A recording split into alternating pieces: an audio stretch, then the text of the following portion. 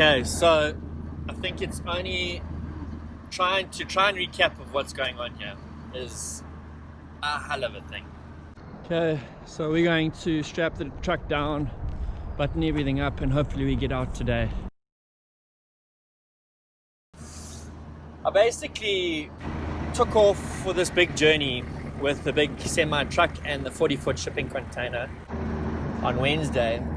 I employed a driver Wednesday morning for it. I got him on Craigslist. I think that was where my first mistake was. I basically my asking price was $750 for the job to Oklahoma. I was driving in convoy with him. It was a flat fee, and we decided to get off, and we left Fremont roughly at 2:30 on Wednesday afternoon. We drove all the way down from Fremont, California, got to Coalinga, and hit Bakersfield after that. And then the driver and I separated, and it was quite a scary moment because I was paying for all the fuel, and he put foot and he wanted to get going, and he was going like 80 to 90 miles an hour. And I can only go 60 miles an hour because I've got a big solar trailer that's probably about 15,000 pounds, and it's heavy, and I can't go very fast. My fuel efficiency is out if I do any faster. So basically he went off into the sunset, and that was the last time I ever saw that driver. I got a message at about 10 o'clock at night from him telling me his battery was dead, dying at 2%, and there was no charging unit in the truck for him. That he was about to get on the I-40. So I couldn't communicate with him at all. So the next day I went throughout the night. I panicked as to what was going to happen. I just thought he was a really hectic truck driver that wanted to get there quickly, not be bothered. So I got a message at 9 o'clock the next day saying that he'd broken down and lost hills. At that stage I was pretty far deep. I was trying to catch him. I had only 2 hours of sleep.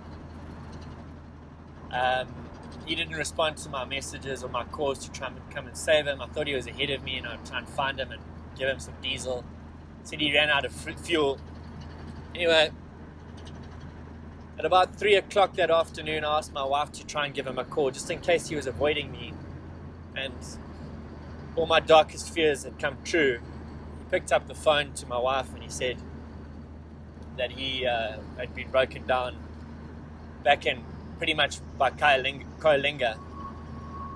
And at that stage I was already on the halfway mark. I'd done something like 26 hours of driving.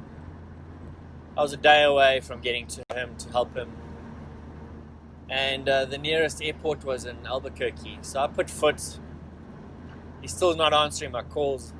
Put foot to try and see if I could get to Albuquerque to get on a flight back to Bakersfield to try and rescue him. At that stage, while I was doing that, I pushed the RPMs to about 4,000 from 2,000 in my vehicle, and I blew my transmission. I'm on the side of the highway. I can't do anything. My driver's not communicating with me. He's broken down pretty much 19 hours away from me.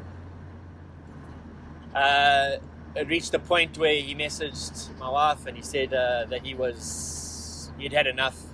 He'd been broken down for 24 hours. Hadn't communicated to anyone that he had been. And he absconded from the vehicle, leaving the keys on the radio on the side of the highway, somewhere on the I-5 between Coalinga and Lost Hills. I couldn't believe it, so I managed to phone. I got hold of the highway patrol to try and make sure that we could get a location on the vehicle because the driver wasn't telling us anything. I basically went from there. We phoned we tried to get a hold of as many breakdown services. No one wanted to know our problem because the location description was like a 60-mile radius where the vehicle could be, and it could be anywhere. And it was just too messy, so no one wanted to help us. So I googled a local rock crushing logistics plant in Coalinga. Got hold of the owner, and the owner basically said to me that he was. I told him my situation. He came to the rescue. Doesn't know me from a bar of soap. Just shows you how there are good people out there. His name is Justin. Anyway, Justin got his mechanic and a commercial driver out to the area without a location.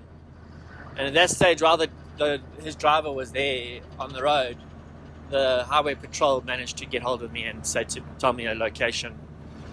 So they got to the vehicle. They tried to get it some fuel. The driver had run the battery dry because he had had the hazard lights on for 24 hours. So they had to go and get another set of batteries. From there, it was a bit of a rough run because they lost the... I'm going to have to pause you there.